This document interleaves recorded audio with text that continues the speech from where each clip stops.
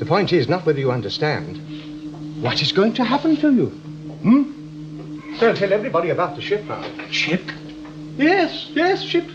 This doesn't roll along on wheels, you know. You mean it moves? The TARDIS can go anywhere. TARDIS? I don't understand you, Susan. But that's ridiculous. Why won't they believe us? Well, how can we? Now, don't get exasperated, Susan. Remember the Red Indian. When he saw the first steam train, his savage mind thought it an illusion too. You're treating us like children. Am I? The children of my civilization would be insulted. Your civilization? Yes, my civilization. I tolerate this century, but I don't enjoy it. Have you ever thought what it's like to be wanderers in the fourth dimension? Have you?